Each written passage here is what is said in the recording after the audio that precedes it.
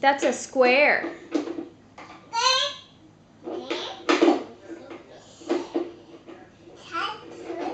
Good job. It goes in that one.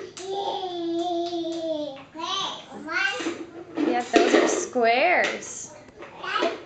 We're starting to learn our shapes.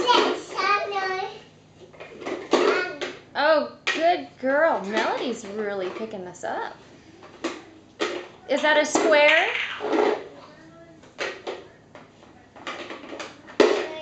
And Bethany has a triangle. Oh, look at Melody moving it where it's supposed to go. Good girl. That's a square. Yay! And I just pulled this out earlier today. They are catching on quick.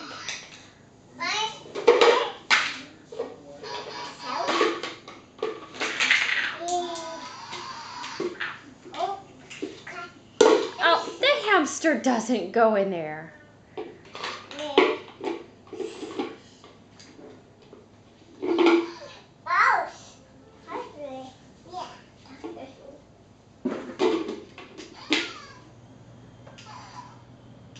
What are you going to put in there, Melody?